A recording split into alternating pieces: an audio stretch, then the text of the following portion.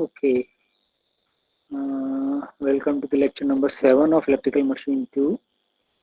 So, in previous class, we have studied the effect of short pitching on flux per pole and induced EMF. ठीक है, तो हमने देखा था कि जैसे ही दो टाइप की वाइंडिंग होती है, मैंने बताया था आपको शॉर्ट पिच और फुल पिच। जैसे ही फुल पिच वाइंडिंग थी, उसकी इंड्यूस ईएमएफ जो हमने डिराइव की थी और फिर डेरिवेशन किया था हमने शॉर्ट पिच वाइंडिंग का। हमने देखा था कि short pitch winding induce EMF और शॉर्ट पिच वाइंडिंग और flux per pole reduces by a factor called Kp, pitch factor. Okay, so pitch factor is nothing but the due to short pitching, the flux per pole reduces by factor and that factor is called pitch factor. ठीक है, तो सबसे पहले मुझे बताओ, full pitch winding थी हमारी। Full pitch winding में इंड्यूस ईएमएफ की इक्वेशन ये थी हमारे पास, फुल पिच सपोज ईएफ, और ये पर फेज है ना, ये ध्यान 4.44 F phi N. Okay, this is our induce EMF in full pitch winding. और जैसे हमने शॉर्ट पिच किया, शॉर्ट पिच में कुछ नहीं हुआ, 4.44 F phi N into KP एक, और KP is nothing but cos zeta by 2. ठीक है, where zeta is the short pitch angle. ठीक है, अगर आप short pitch angle zeta, suppose full pitch winding है तो फुल पिच वाइंडिंग में जीटा की वैल्यू क्या हो जाएगी, 0 degree. So cos of 0 will be 1, so KP की वैल्यू 1 हो जाएगी और ये फुल पिच में आ जाएगा। ये हम देख चुके हैं और मैंने ये भी बताया था कि शॉर्ट पिच में इंड्यूस ईएमएफ कम होती है। ठीक है, बट फिर भी हम यूज करते हैं बिकॉज ऑफ वेरियस एडवांटेजेस। ठीक है, हमारी कॉस्ट भी कम हो जाती है, दूसरा हार्मोनिक्स कम हो जाता है, बस इंड्यूस ईएमएफ हमारी कम मिलेगी। ठीक है, इसको हम डिस्कस करेंगे आगे। तो टुडे सो शॉर्ट पिच और फुल पिच तो आपने देख लिया। Now next I will be explaining you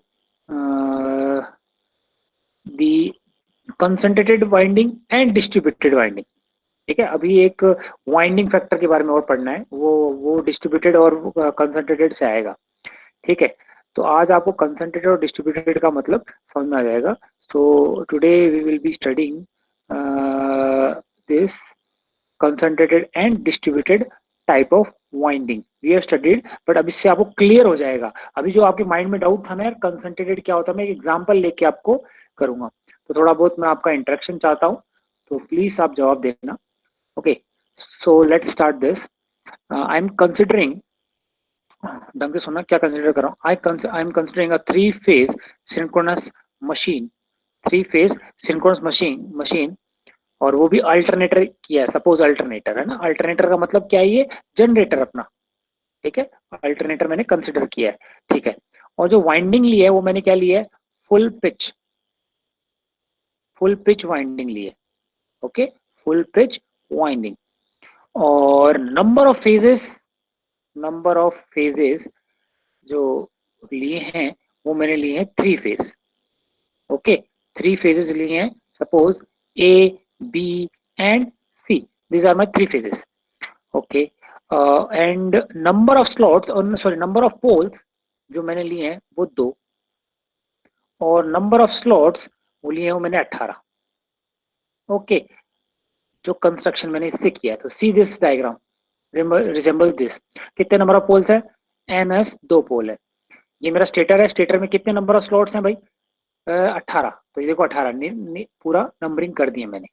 okay, full pitch winding है। ओके, तो मुझे बताओ, सपोज ये, या फिर मैं कहूँ सबसे पहले मुझे निकाल के बताओ व्हाट इज पोल पिच बताओ। Pole pitch 180 degree. 180 degree electrical या मैकेनिकल पूरा बोलना है आपको, है ना। 180 डिग्री मैकेनिकल इलेक्ट्रिकल सेम है। मैकेनिकल और इलेक्ट्रिकल सेम है, वेरी गुड। चलो, ये सही हो गया। अब मैं पोल पिच आपको, how you calculate pole pitch is nothing but number of basically total 360 divided by number of poles. Good. अब मैं पोल पिच आपको जानना चाहता हूँ इन नंबर ऑफ स्लॉट्स, बताओ। 9। Very good one. चलो 9। How you calculate the pole pitch? Pole pitch in number of pole pitch can be calculated by number of slots divided by number of pole. यही था pole pitch. तो basically कितने हैं 18 divided by 2 9। Very good. चलो यहाँ तक अपना हो गया। Now next parameter you need to find is gamma और स्लॉट एंगल। बताओ। 20 degree, 20 degree mechanical. 20 degree mechanical. और इलेक्ट्रिकल में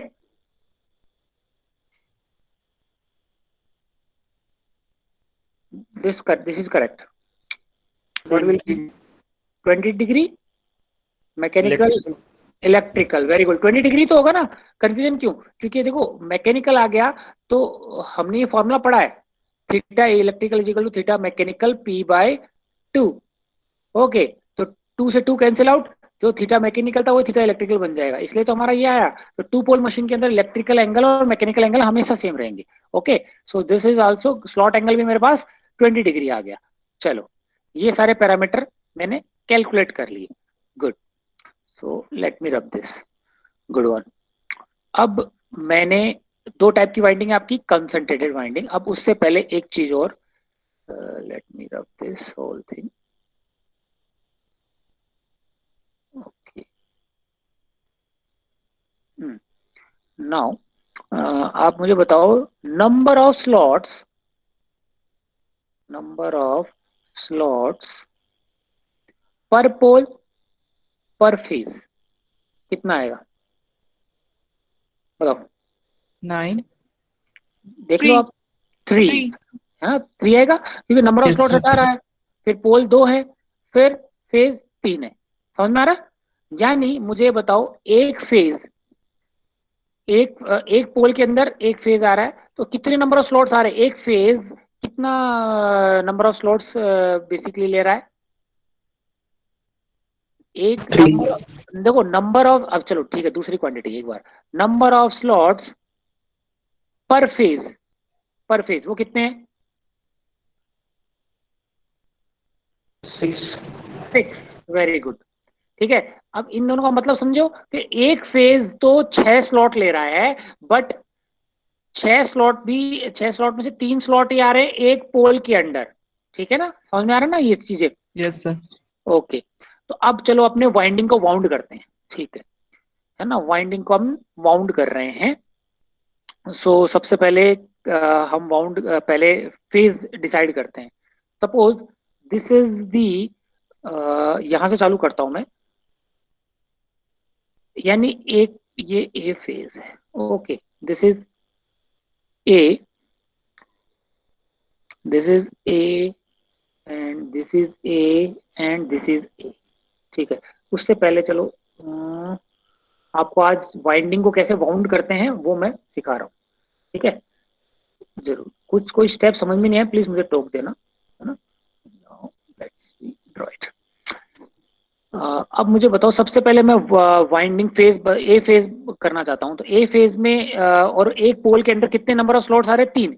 तो मैंने सपोज कंसीडर कर लिए ये वाले आपके 2 3 और 4। सपोज 2 3 4 एक स्लॉट है।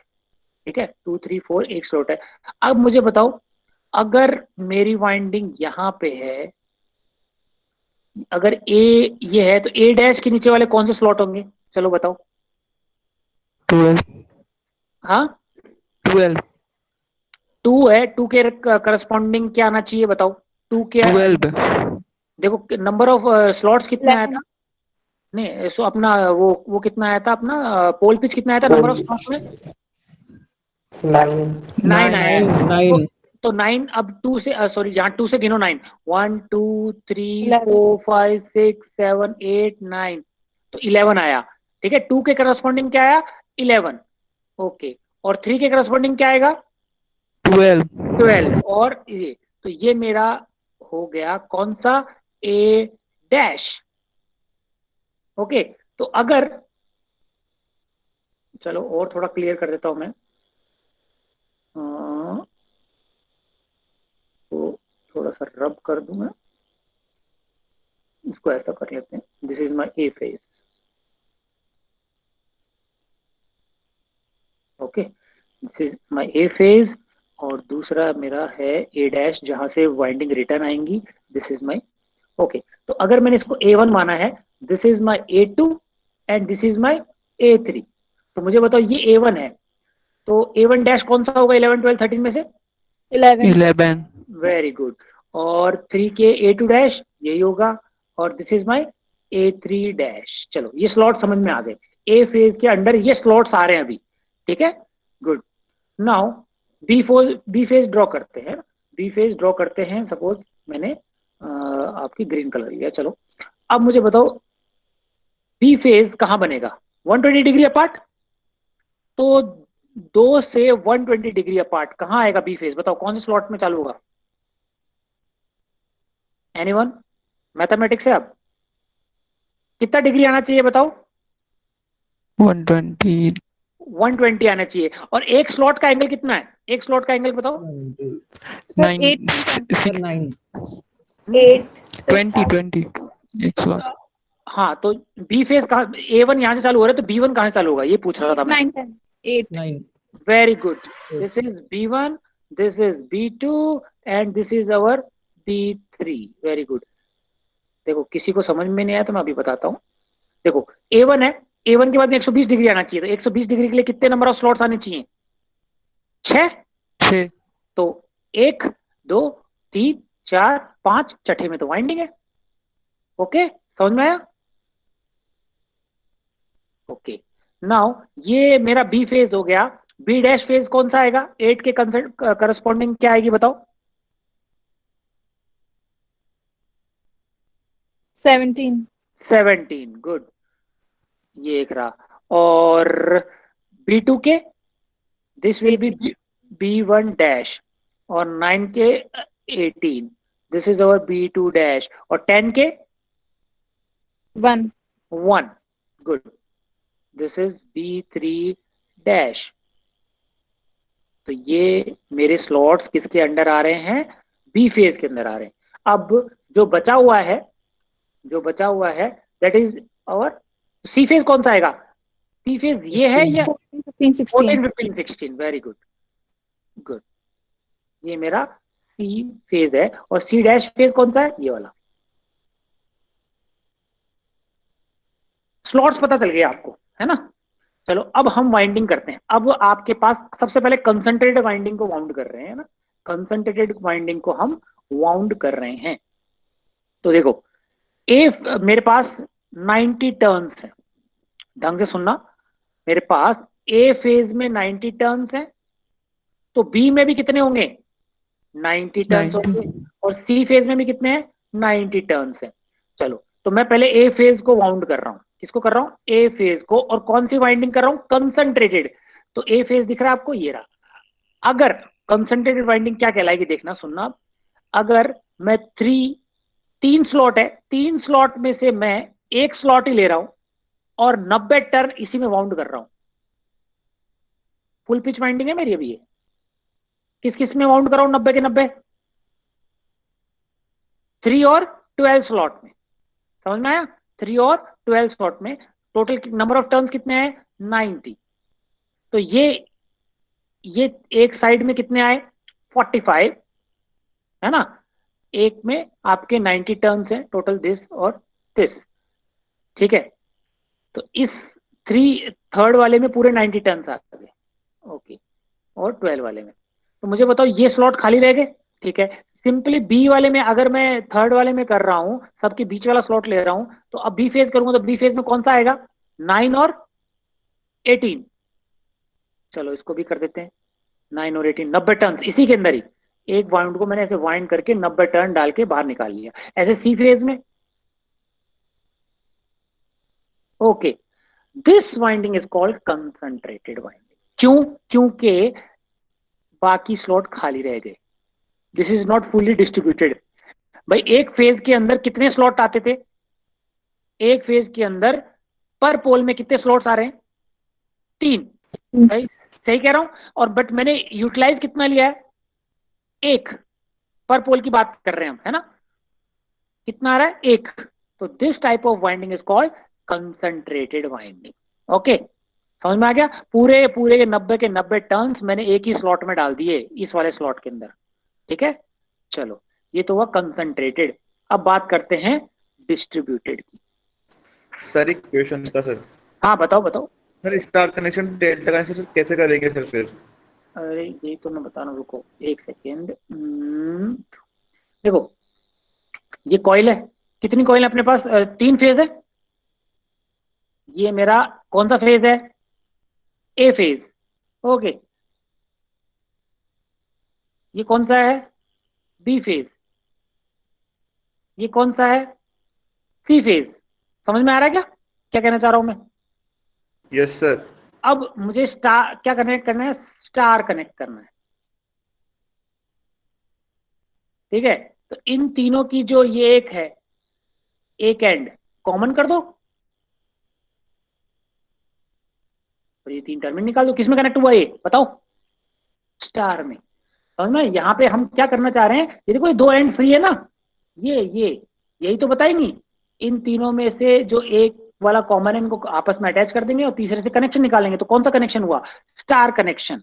और अब अगर डेल्टा में कनेक्ट करना है तो आपस में कनेक्ट, इसको इसके साथ कनेक्ट करो, इसको इसके साथ कनेक्ट करो, आपस में कनेक्ट करो, बीच में से 3 वायर निकाल लो। This is delta connected. समझ में आया? Okay sir. ओके चलो, तो कंसंट्रेटेड वाइंडिंग का समझ में आ गया ना क्या हुआ? इट ऑक्यूपाइज ओनली 1 स्लॉट, है ना, पर पोल पर फेज। बट कितने स्लॉट अवेलेबल है मेरे पास? 3। चलो अब कंसंट्रेटेड की बात करते हैं। मेरे पास ए फेज के अंदर कितने टर्न्स थे बताओ? 90 टर्न्स। तो अब मुझे बताओ, ये मेरा ए फेज है, एक स्लॉट के अंदर कितने टर्न्स आने चाहिए इक्वली डिवाइड करने के लिए? 30। 30। Very good, 30। तो देखो मैं माउंट कैसे करूंगा? पहले 30 टर्न्स, ये 2 है तो 10 वाले में जाएगा। सॉरी गलत कर दिया मैं को, एक second, let me raise this, draw. ये 2 है तो ये किस में जाएगा? A1 है तो A1 11 वाले में जाएगा। ये ऐसे कितने नंबर ऑफ टर्न्स होंगे? ये 30। 30। Very good. फिर नेक्स्ट 30 कहाँ आएंगे? 3 और 12 में। ओके, फिर नेक्स्ट 30 कहाँ आएंगे? 4 और 13 में। समझ में आया? अब मुझे बताओ, ऐसे बी फेज में कर दूंगा, ऐसे सी फेज में कर दूंगा। अब मुझे बताओ कोई भी स्लॉट खाली रहा? No no sir. Sir. This type of winding is called distributed winding. एक फेज के अंदर, एक पर पोल पर फेज, है ना, के अंदर जितने बेसिकली आपके स्लॉट्स आ रहे हैं, अगर वो फुल्ली डिस्ट्रीब्यूटेड है, मतलब पूरे ऑक्यूपाइड है, मतलब that type of winding is called distributed winding, जो हम करते हैं। क्लियर है? कोई दिक्कत तो नहीं इसके अंदर? Okay, so this is how a winding is wounded on this।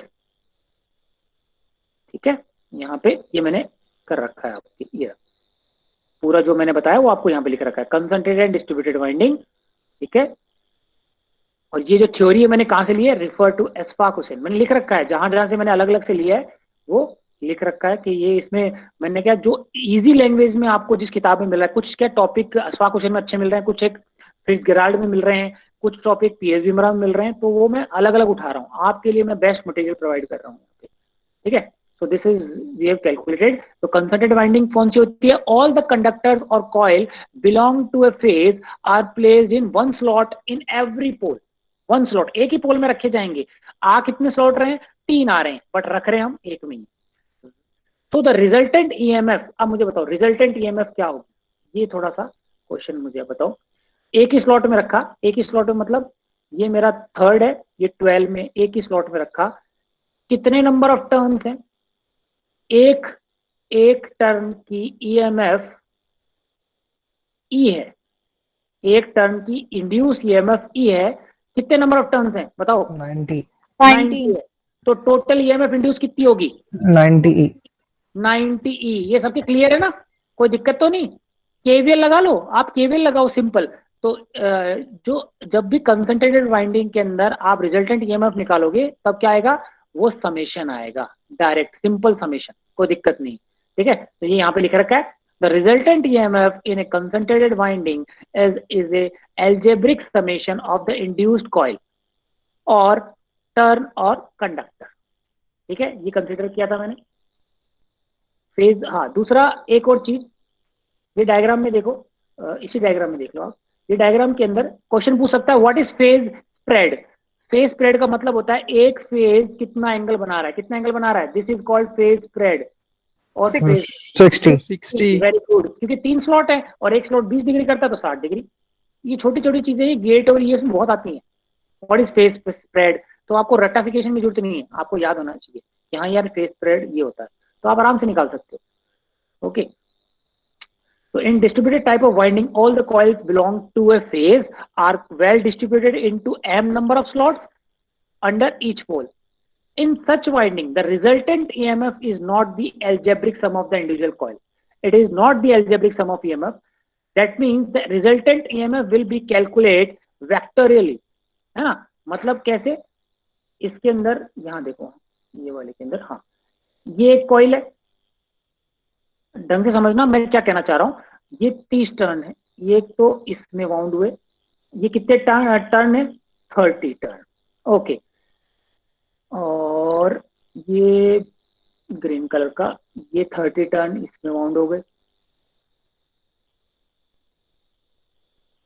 और ये 30 टर्न इसमें वाउंड हो गए। ठीक है, अब मुझे बताओ मैंने एक टर्न की ईएमएफ कितनी मानी थी, ई। ओके, तो मुझे बताओ A1 वाले के अंदर जो इंड्यूस ईएमएफ होगी वो कितनी होगी, 30 वेरी गुड, 30E।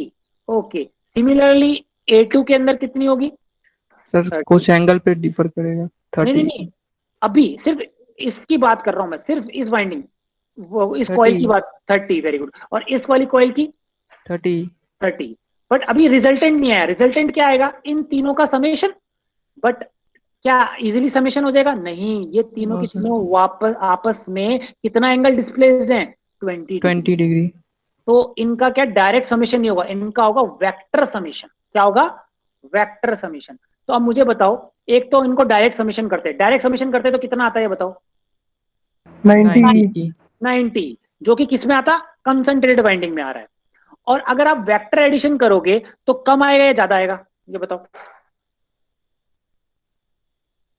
कम कम नहीं आएगा। आएगा, कम आएगा यार, वेक्टर आपने पढ़ा है, देखो दो एग्जांपल के तौर पे ये ई है और ये भी ई है, दोनों सेम डायरेक्शन में, और तो इसका रिजल्टेंट क्या होगा, 2E। ठीक है, बट एक तो ई इतना है और वो थोड़ा सा एंगल डिस्प्लेस्ड है, कितना एंगल, अल्फा एंगल, ये ई है। अब रिजल्टेंट ये कम हुआ ना 2E से। तो अब मुझे बताओ इंड्यूस ईएमएफ ज्यादा किस में होगी, डिस्ट्रीब्यूटेड वाइंडिंग या कंसंट्रेटेड, कंसंट्रेटेड कंसंट्रेटेड वाइंडिंग में ज्यादा होगी। बट हम यूज क्या कर रहे हैं बताओ, डिस्ट्रीब्यूटिव। हाँ, अब आप सोच रहे हो कि यार फुल पिच वाइंडिंग और शॉर्ट पिच वाइंडिंग में भी हम शॉर्ट पिच यूज कर रहे हैं, उसमें भी इंड्यूस ईएमएफ कम, और इन दोनों में भी हम कौन सी यूज कर रहे हैं, डिस्ट्रीब्यूटेड वाइंडिंग, इसमें भी इंड्यूस ईएमएफ कम। बट हमें इससे ज्यादा एडवांटेज मिल रही है किस केस में, हार्मोनिक्स के केस में। हार्मोनिक। ठीक है, वो कैसे मैं बताऊंगा आपको, डोंट वरी। ठीक है, तो हम नो डाउट हम इंड्यूस ईएमएफ के साथ कंपनसेशन कर रहे हैं, लेकिन हम क्या करेंगे, सप्लाई ज्यादा दे देंगे, जितनी वोल्टेज चाहिए वो कंपनसेट कर सकते हैं। बट हार्मोनिक्स ऐसा नहीं, अगर आपके घर में हार्मोनिक्स आ गए, हार्मोनिक्स का मतलब होता है साइनोसॉइडल वेव नहीं, तो पता है आपकी जो बल्ब है ना वो फ्लिकरिंग करेगी, कम ज्यादा कम ज्यादा कम ज्यादा कम ज्यादा चाहते हो, या फिर आपकी जो लाइट है घर के अंदर वो कांस्टेंट होनी चाहिए। ठीक है ना, तो वो हार्मोनिक्स बहुत इंपॉर्टेंट फैक्टर है, हम डिराइव करेंगे। Okay, so this is the distributed winding. अब मुझे बताओ शॉर्ट पिच वाइंडिंग की वजह से, अभी नेक्स्ट क्लास के अंदर हम डिस्ट्रीब्यूटेड वाइंडिंग की वजह से कितना कम हो जाती है वो मैं कैलकुलेट करेंगे, फिर भी आपको एक आइडिया देता हूँ। सपोज सबसे पहले मुझे बताओ, this is the induce EMF 4.44, ratification की जरूरत नहीं है, देखो मैं आपको आइडिया बता रहा हूँ, F5N, this is the induce EMF. What is F, frequency, what is flux, phi flux per pole, है ना, और व्हाट इज एन, बताओ, number of turns. Number of turns per phase, very good, ये बहुत जरूरी है, पर फेज सारी। ठीक है, क्योंकि ये इंड्यूस ईएमएफ पर फेज है। अब मुझे बताओ ये इक्वेशन कब आई, जब आपने कौन सी वाइंडिंग ली, फुल पिच या short pitch, short pitch. full full pitch ली थी, याद करो। ठीक है ना, फुल पिच, और कंसंट्रेटेड या डिस्ट्रीब्यूटेड, कंसंट्रेटेड लिए हमने। ठीक है, तो जब एक कंसंट्रेटेड और फुल पिच वाइंडिंग लोगे तब ये इक्वेशन आएगी। अब मुझे बताओ, मैंने अब क्या किया है, let me change the colour. अब मैंने क्या किया है, फुल पिच वाइंडिंग की जगह शॉर्ट पिच और कंसंट्रेटेड ली है, कंसंट्रेटेड वाइंडिंग और शॉर्ट पिच वाइंडिंग, तो उसकी इक्वेशन क्या आएगी बताओ।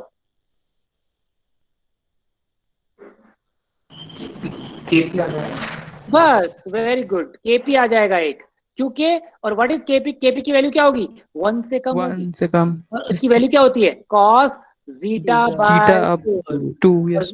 है ना, जीटा बाय 2, और जीटा क्या होता है अपना, कौन सा एंगल है, जिस angle, short pitch angle. Angle, very good, good.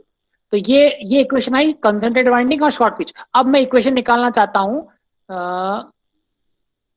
Distributed winding and short pitch winding, तो क्या आएगा, एक फैक्टर और आ जाएगा, के डी। ओके, केपी किसके लिए है, short pitch short winding, pitch. और केडी किसके लिए है, डिस्ट्रीब्यूटेड वाइंडिंग। ये केपी वाला हमने डिराइव कर चुके हैं ना, हमको केडी वाला डिराइव करना है, वो नेक्स्ट क्लास में डिराइव करेंगे। Okay, so this is the final equation of synchronous machine, ठीक है, जिसमें जो कि मेरी फुल शॉर्ट पिच वाइंडिंग है और डिस्ट्रीब्यूटेड वाइंडिंग है, और केडी भी मेरा, केडी क्या है, केपी क्या है, मेरा पिच फैक्टर है, और केडी मेरा है distribution factor, this is also less than 1। तो ओवरऑल इंड्यूस ईएमएफ इक्वेशन मेरी क्या हो जाएगी, कम। समझ में आया, ये डिराइव करेंगे हम, इतना डिराइव कर चुके हैं, केपी तक डिराइव कर चुके हैं, ये केडी वाला फैक्टर डिराइव करना है, वो नेक्स्ट क्लास में करेंगे। ओके, और केपी की डेफिनेशन क्या थी, अगर इंड्यूस ईएमएफ में बात करूं तो इंड्यूस ईएमएफ, हाँ शॉर्ट पिच है, केपी की डेफिनेशन क्या होगा, रेशियो फ्लक्स या फ्लक्स के फॉर्म में, या induce EMF of short pitch winding divided by induce EMF of full pitch winding. Very good, और यही एंगल है कॉस जीटा बाय 2। ओके, अब अगर आपको थोड़ा बहुत आइडिया मिल रहा है, तो व्हाट इज केडी, केडी की वैल्यू क्या होगी बताओ, ratio of induce EMF of distributed winding sir divided by induce EMF of concentrated. Concentrated winding, very good. चलो, ओके, सो नेक्स्ट क्लास में पढ़ेंगे बाकी ये, आज समझ में आया, so let me stop the recording, उसके बाद में अपने डाउट पूछ सकते हैं।